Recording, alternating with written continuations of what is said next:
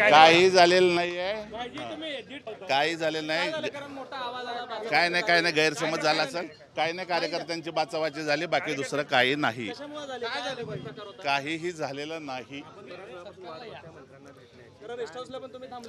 सगळे कार्यकर्ते रेस्ट हाऊसला उभे आहेत सगळे, बराच वेळ झाला, मी फक्त साहेबांना घ्यायला आलोय, बाकी दुसरं काही नाही।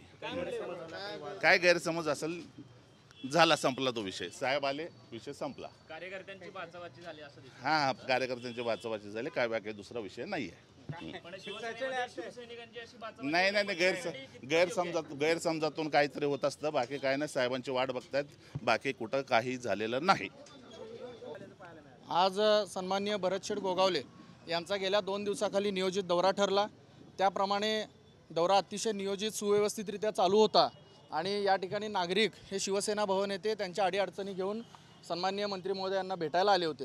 याच वेळेस बाजार समिती निवडणुकीच्या धर्तीवरती दोन्ही आमदार सुभाष बापू देशमुख आणि विजय मालक देशमुख हे देखील येऊन सन्माननीय पालकमंत्री यांची भेट घेतली आणि यानंतरचा पुढील दौरा हा प्रशासकीय जे आपली नियोजन भवन बैठक त्या ठिकाणी ठेवलेली आहे, त्या ठिकाणी भरतशेठ हे तिथून पुढे जाणार होते।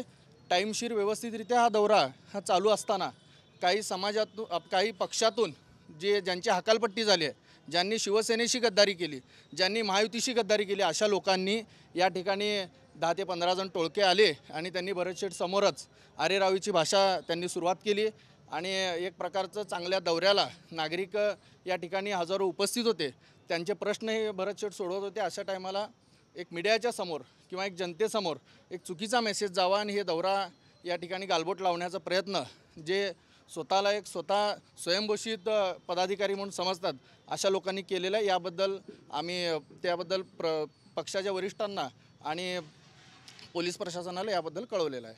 कोण होते पदाधिकारी, माजी पदाधिकारी, काय नाव? जे माजी शहर प्रमुख आहेत, ज्यांना पक्षातून हकालपट्टी केलेली आहे, अशा आणि काही त्यांच्यासोबतच्या त्यांच्या जवळच्या टोळक्यांनी अशा पद्धतीचं हे वातावरण या ठिकाणी गढूळ करण्याचा प्रयत्न केलेला आहे। मनोज शेजवाल हे विधानसभेमध्ये आडम मास्तर असतील किंवा वेगवेगळ्या पक्षांना पाठिंबा दिला, यामुळे त्यांची पक्षातून हकालपट्टी झालेली आहे।